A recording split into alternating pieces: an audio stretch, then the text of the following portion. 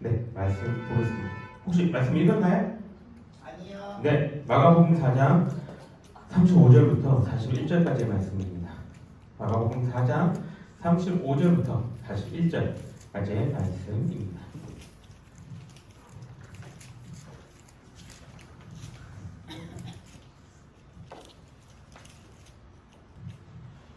다 찾았나요? 네, 다 찾으면은 우리 한 절씩 번갈아 가면서 읽도록 하겠습니다. 제가 먼저 읽을게요. 그날 저물 때에 제자들에게 이르시되 우리가 저편으로 건너가자 하시니 그들이 무리를 떠나 예수를 배에 계신 그대로 모시고 가매 다른 배들도 함께 가더니 큰 광풍이 일어나며 물결이 배에 부딪혀 들어와 배에 가득하게 되었더라.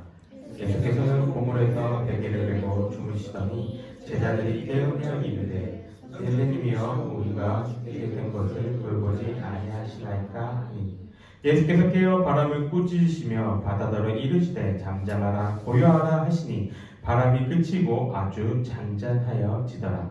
이에 제자들이 이르되 어찌하여 이렇게 무서워하느냐 너희가 어찌 믿음이 없느냐 하시니 함께 읽겠습니다. 그들이 심히 두려워하여 서로 말하되 그가 누구이기에 바람과 바다도 순종하는가 하였더라. 아멘. 잘 지냈어요? 네. 그쵸. 선생님들은 잘 지냈고 우리 친구들은 잘 못 지냈고 시험 기간이죠. 시험 끝난 친구 아직 시험 중이에요? 이제 월, 화, 수 이거면 끝나는 건가요? 내일 모레하고? 화이팅! 시험 기간에도 불구하고 이렇게 주님과의 만남을 위해 괴로운 우리 여러분들은 주님의 이름으로 축복합니다. 피곤하고 힘든 시간들이지만 또 이 시간을 지나면은 조금이나마 쉴 수 있는 그 연휴가 여러분에게 주어지니까 각자의 자리에서 최선을 다해서 이겨낼 수 있는 그런 시간들 되기를 원합니다. 아직 학생인 여러분들에게 있어서 가장 큰 고민은 시험이나 공부가 아닐까 생각해요. 또 지금 이 시험 기간이라서 더욱더 그러할 텐데 오늘은 이렇게 힘든 시간을 우리가 지나갈 때에 하나님을 믿는 우리는 어떻게 반응하며 살아가야 되는지에 대해서 생각해 보려고 합니다. 본문에는 우리가 어렸을 때부터 많이 듣던 그 내용이 이렇게 기록되어져 있어요. 어떤 내용이에요? 오늘 내용이 예수님과 제자들이 갈릴리 호수를 이렇게 지나가시는데 광풍이 불어서 배가 가라앉은 위기에 처함을 볼 수가 있습니다. 지금도 그렇지만 이 이스라엘에 위치한 갈릴리 호수는 이전부터 광풍이 이렇게 많이 치기로 유명한 곳이에요. 왜냐하면 지금 이 사진을 보게 되면 갈릴리 호수를 찍어놓은 사진인데 어떤 모양이에요? 갈릴리 호수가 주변의 산들보다 높아요, 낮아요? 네, 낮은 위치에 이렇게 위치에 있거든요. 그리고 이 호수면이 해변보다 낮은 곳에 위치한 곳이 이 갈릴리 호수입니다. 자, 우리 과학 배우죠? 바람은 어디서 어디로 가나요? 얘들아, 바람은 어디서 어디로 부냐고? 내 마음에서 네 마음으로 불어요? 바람이 어디서 부냐고? 얘들아, 바람이 어디서 불어요? 위에서부터 낮은 데로 불잖아요. 그죠? 너무 쉬운 걸 얘가 물어봐도 대답 안 한 거예요? 미안해요.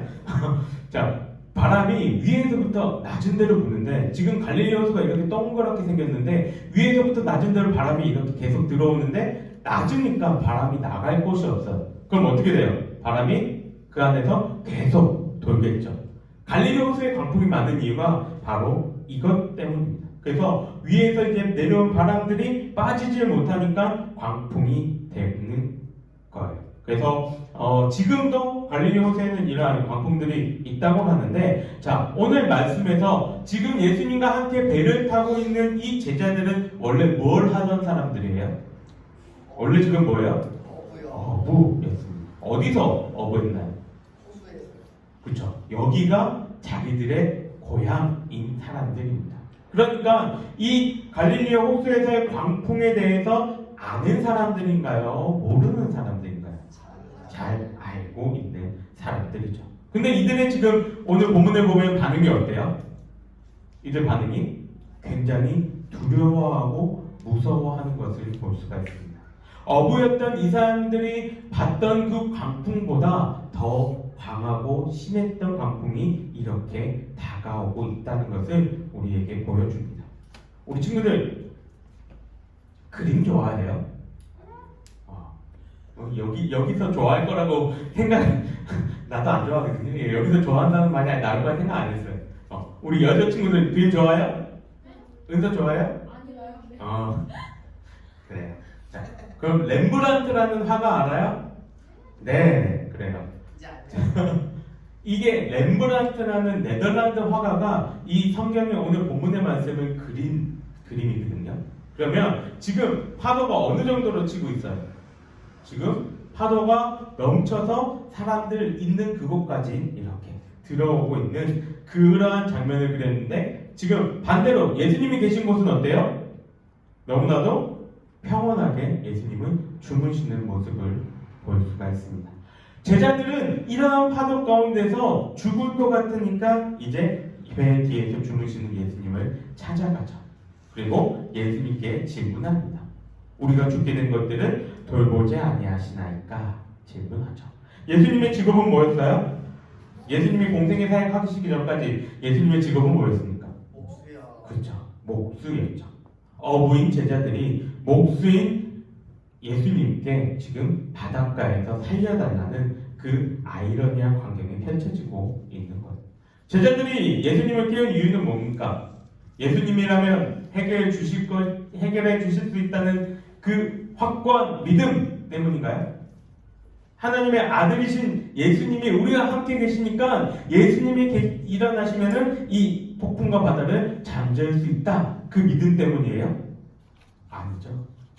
제자들은 그 믿음으로 예수님을 깨운 게 아닙니다. 이 당시에 스승과 제자 사이는 지금과는 조금 다른 분위기였어요. 그래서 제자들의 잘못이나 행동에 대한 모든 책임은 누가 질까요? 스승이 집니다. 그래서 이 분위기를 우리가 어디서 찾을 수 있냐면 같은 마가복음 2장 23절과 24절에 이러한 내용이 있어요. 안식일에 예수께서 밀밭 사이로 지나가실새 그의 제자들이 길을 열며 이상을 자르니 바리새인들이 예수께 말하되 보시오 저들이 어찌하여 안식일에 하지 못한 일을 하나이까? 라고 이야기를 합니다. 무슨 얘기예요? 안식일에 예수님과 제자들이 이렇게 밀밭을 걸어가고 있는데 오늘 마가복음에는 얘기하고 있지 않지만 제자들이 마태복음을 보게 되면 이삭을 이렇게 잘라내면서 배가 고파서 먹었다라고 이야기를 합니다. 그 행동들을 보고 바리새인들이 지금 누구한테 그걸 따지는 거예요? 예수님께. 잘못은 제자들이 했잖아요.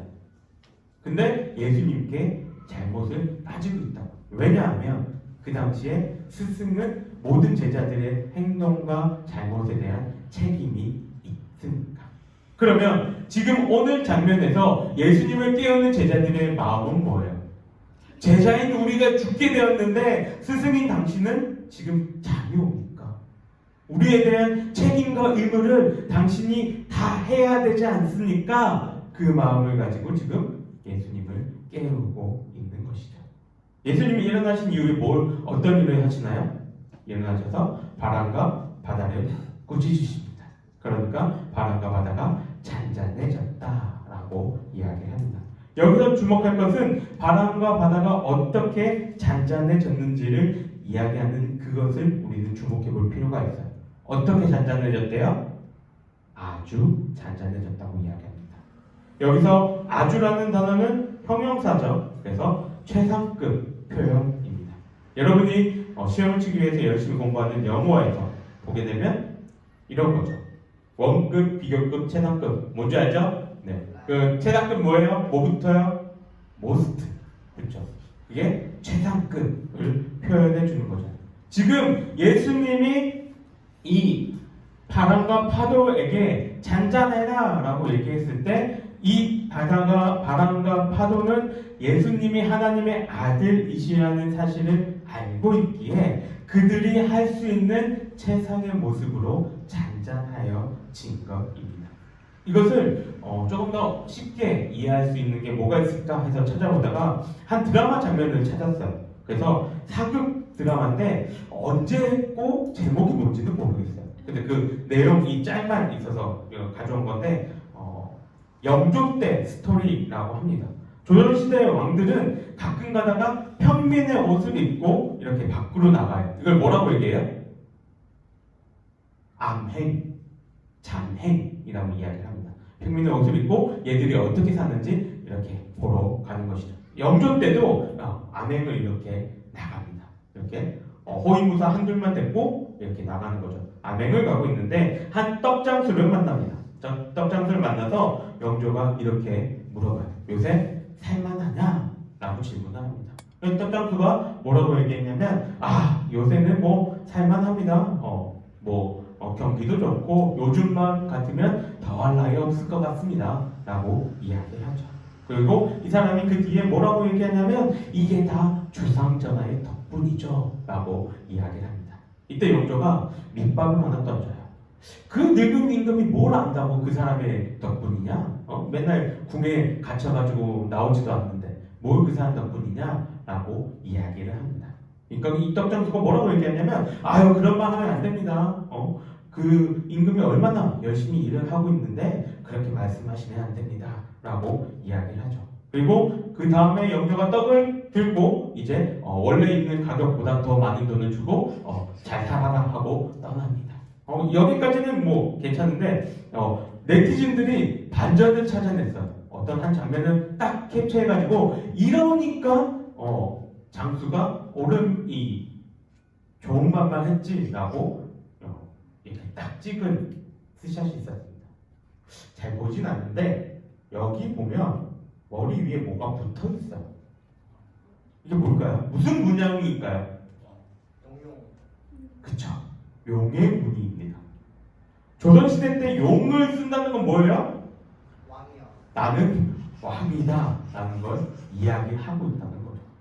당연히 여기에다 용문의를 새기고 있으니까 이 사람 왕이네 라는 걸 알고 있으니까 이 장수가 함부로 그 사람 앞에서 임금의 욕을 못했다 라는 것을 이렇게 찾아냈다고 이렇게 이야기를 합니다. 왜 이 이야기를 들고 왔냐면 여러분들이 공부한다고 피곤한 그런 것도 있고 좀 환기시키라고 이렇게 들고 왔는데 뭘 얘기하고 싶냐면 이 떡장수가 보고 왕인 걸 알았던 것처럼 그래서 알아서 좋은 말만 얘기해줬던 것처럼 바람과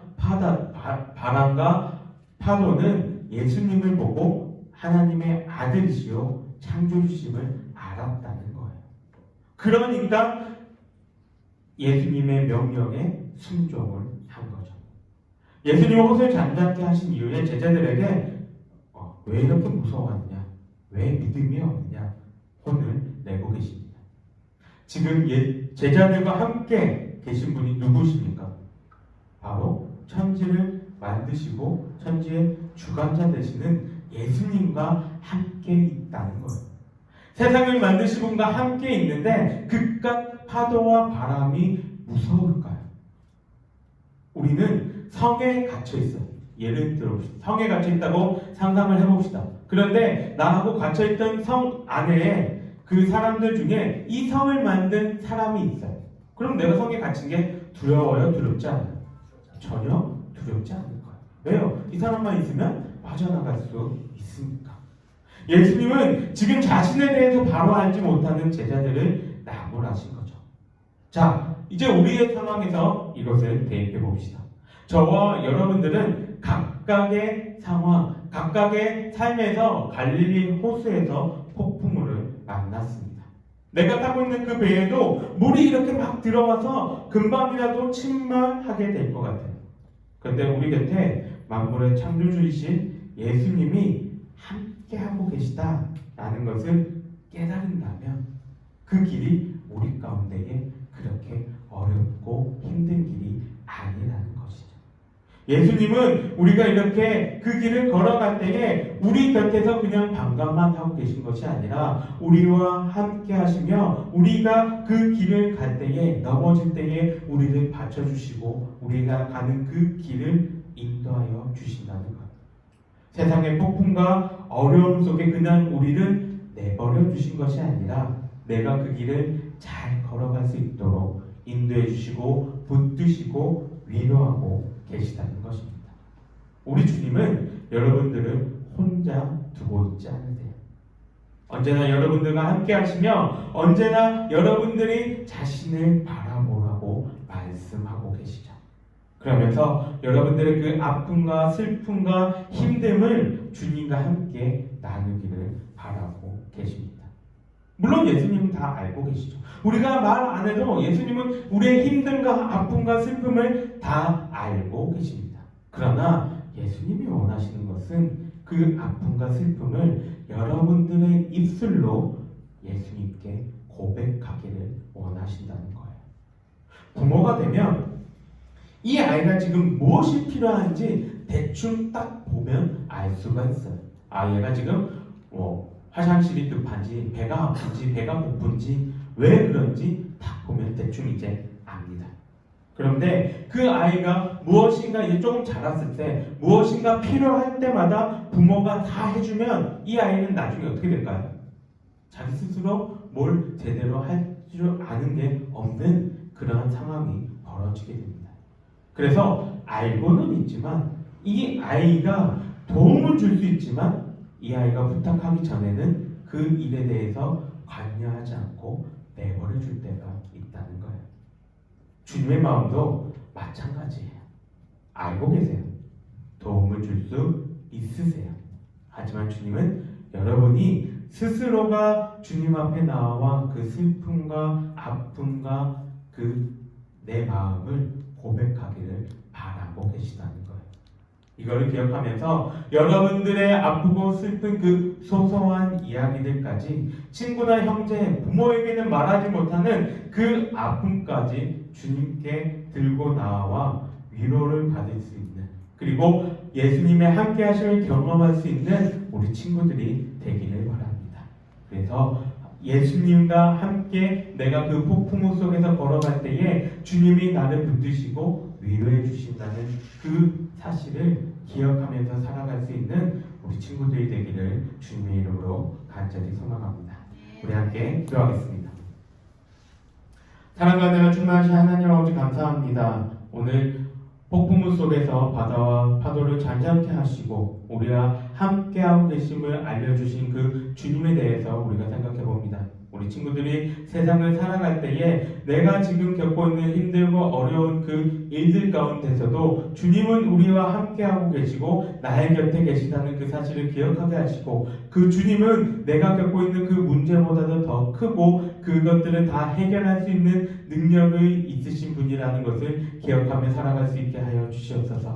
그래서 우리 주님께서 원하시는 것이 우리 친구들의 입술로 나의 것을 고백하며 주님을 찾는 것이라는 그 사실을 바라보면서 우리 친구들도 주님과 동행하며 그 길을 잘 걸어갈 수 있는 우리 친구들 될 수 있도록 함께하여 주시옵소서.